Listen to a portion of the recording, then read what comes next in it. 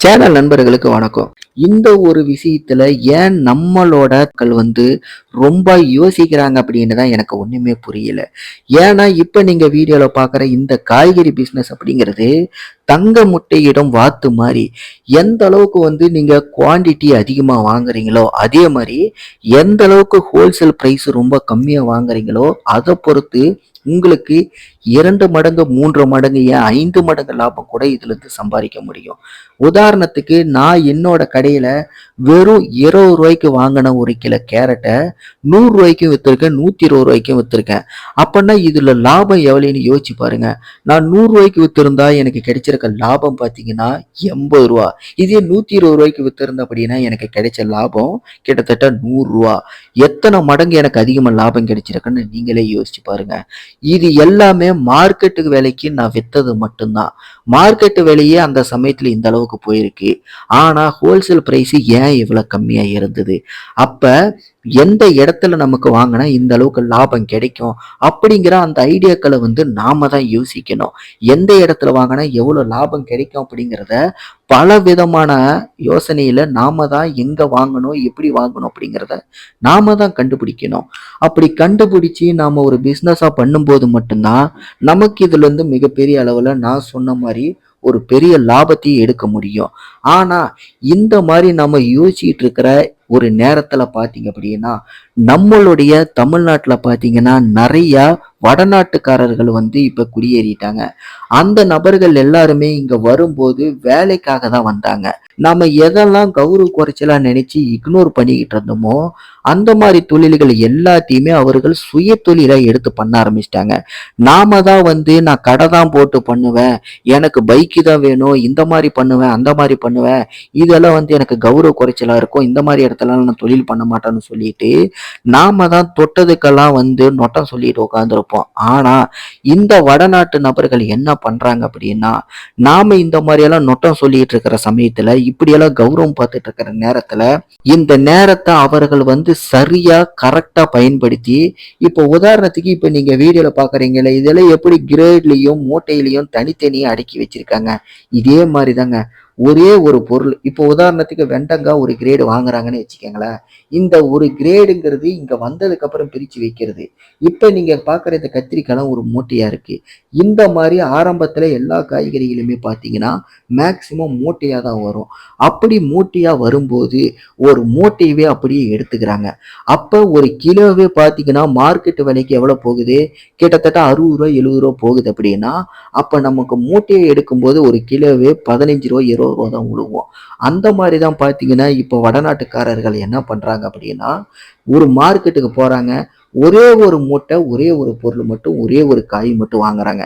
இப்போ உதாரணத்துக்கு வெண்டைக்காய்னா, வெண்டைக்காய் மட்டும் ஒரு 20 கிலோ 25 கிலோ இருக்கிற மாதிரி ஒரு மூட்டை எடுத்துக்கிறாங்க. ரூ. 10 ரூ. 15 அப்படிங்கிற ரேஞ்சு தான் ஹோல்சேல் பிரைஸே விழுவுது.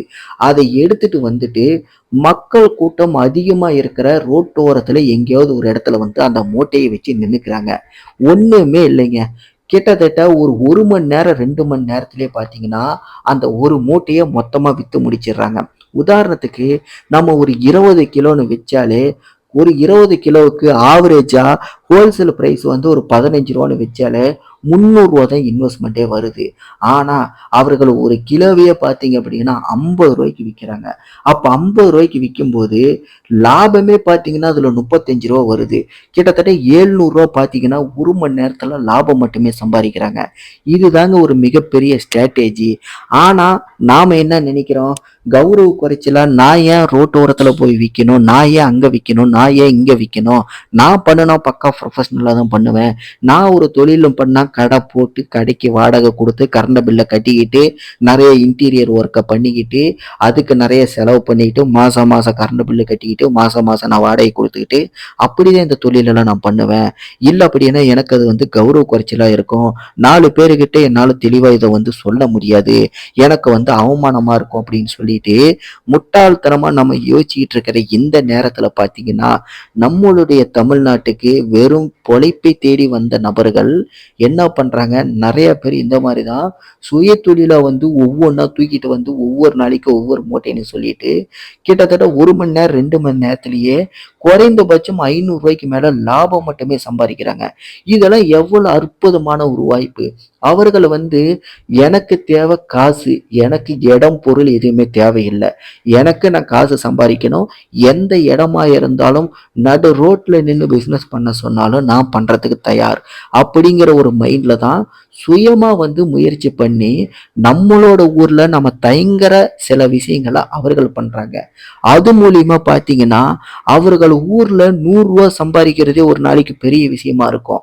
ஆனா அந்த மாதிரி நபர்கள் நம்ம ஊருக்கு வெறும் 1 மணி நேரம் 2 மணி நேரத்துல 500 ரூபாய்க்கு மேல லாபம் மட்டுமே சம்பாதிக்கிறாங்க. அப்பன்னா பாத்துக்குங்க, அவர்களுக்கு நம்முடைய தமிழ்நாடுங்கிறது வெளிநாடு மாதிரி ஆயிடுச்சு. அதனாலதான் பாத்தீங்கன்னா அவ்வளோ பேர் பொட்டி கட்டிக்கிட்டு ஊரை விட்டு ஓடி வந்துடுறாங்க.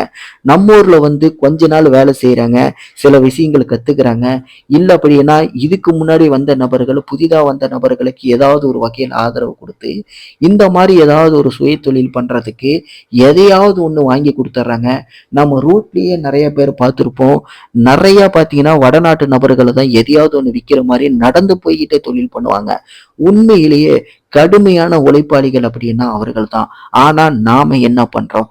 தேவையில்லாத விஷயங்களுக்கு மூக்க நுழைஞ்சிக்கிட்டு கருத்து சொல்றங்கிற பேர்ல தேவையில்லாத அன்வான்டட் ஆக்டிவிட்டீஸ்ல ஈடுபட்டுக்கிட்டு நம்மளுடைய எதிர்காலத்தை மட்டும் நம்ம கேள்விக்குறியாக்காம நம்மை நம்பி இருக்கும் நம்மளுடைய குடும்பத்தை சார்ந்தவர்களையும் நம்ம அவர்களுடைய எதிர்காலத்தையும் கேள்விக்குறியாக்கிட்டு இருக்கோம். இப்படியே நம்ம எத்தனை நாள் இருக்க போறோம்? எத்தனை நாளைக்கு நம்ம யோசிக்க போறோம்? இது நாள் வரைக்கும் நாம எத்தனையோ நாட்கள், மாதங்கள், வருடங்களை வேஸ்ட் ஆக்கிட்டோம். இதுக்கு மேலேயும் எதையுமே காலதாமதம் பண்ணாம இந்த வீடியோவை பார்க்குற நீங்க ஒவ்வொருத்தருமே எப்படியாவது ஒன்று சுய தொழில் ஆரம்பிச்சு நீங்களும் ஒரு சுய தொழில் முதலாளி அப்படின்னு சொல்லிட்டு நிரூபிச்சு காட்டுங்க. உங்களாலையும் சம்பாதிக்க முடியும். எனக்கும் பார்த்தீங்க அப்படின்னா சம்பாதிக்கிற திறமை இருக்கு, என்னாலையும் குடும்பத்தை காப்பாற்ற முடியும் அப்படின்ட்டு ஒவ்வொரு தனிநபரும் நிரூபிச்சு காட்டுங்க. இதுதான் உங்களுடைய வாழ்க்கைய முன்னேற்றம். கண்டிப்பா இந்த ஒரு முயற்சி அப்படிங்கிறது உங்களுக்கு மிகப்பெரிய உச்சத்தையும் கொண்டு கொடுக்கும் அப்படிங்கிறதான் என்னுடைய அனுபவத்துல நான் சொல்றது. எப்பவுமே சில விஷயங்கள் நம்ம முயற்சி பண்ணினா மட்டும்தான் நமக்கு அனுபவ ரீதியா நமக்கு ரொம்ப சப்போர்ட்டிவா இருக்கும்.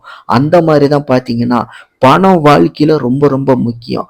அந்த பணத்தை சம்பாதிக்கணும் அப்படின்னா, நேர்மையான வழியில சம்பாதிக்கணும் அப்படின்னா இந்த மாதிரி சில ஸ்டாட்டிக்ஸ் எல்லாத்தையுமே நம்ம பயன்படுத்தினா மட்டும்தான், கௌரவ குறைச்சல்னு எதையுமே பார்க்காம இந்த மாதிரி சிறு தொழில்கள் எல்லாத்தையுமே ரொம்ப ஸ்மார்ட்டா யோசிச்சு கரெக்டா நம்ம மூவ் பண்ணணும் அப்படின்னா நாம எதிர்பார்க்கிற லாபம், நாள் ஃபுல்லா கஷ்டப்பட்டு சம்பாதிக்கிற அந்த வருமானத்தை 1 மணி நேரம் 2 மணி நேரத்துல அழகா நாம சம்பாதிக்கலாம். இந்த மாதிரி நம்ம சம்பாதிக்க ஆரம்பிச்சோம் அப்படின்னா நிச்சயமா நம்மளை பார்த்து இன்னும் பல பேர், நம்ம தமிழ் மக்கள் நிறைய பேர் சுய தொழில் ஆரம்பிக்கணும்னு சொல்லிட்டு கௌரவ குறைச்சல் அப்படிங்கிறத தாண்டி வெளியே நிறைய பேர் முயற்சி பண்ணுவாங்க. நம்முடைய தமிழ் மக்களும் பார்த்தீங்கன்னா அனைவருமே சுய தொழில் பண்ற நபர்களா பார்த்தீங்கன்னா நிச்சயமா முன்னேறுவாங்க அப்படிங்கிறது என்னோட ஒரு ஆசையா இருக்கு. இந்த வீடியோவை நீங்க கடைசி வரைக்கும் பார்த்துருந்தீங்கன்னா நான் சொன்ன இந்த விஷயத்தை பத்தி நீங்க என்ன நினைக்கிறீங்க? உங்களுக்கு இதுல ஏதாவது மாற்று கருத்து இருக்கு அப்படின்னா கண்டிப்பா அதை மறக்காம கீழே கமெண்ட்ல தெரியப்படுத்துங்க. இல்ல நான் ஏதோ தவறா சொல்லியிருந்தேன் அப்படின்னாலும் அதையும் கூட கீழே கமெண்ட்ல தெரியப்படுத்துங்க. இதே மாதிரி பிசினஸ் சம்பந்தப்பட்ட வீடியோக்கள் நீங்க பார்க்கணும் அப்படின்னா கண்டிப்பா நம்ம சேனலை சப்ஸ்கிரைப் பண்ணுங்க.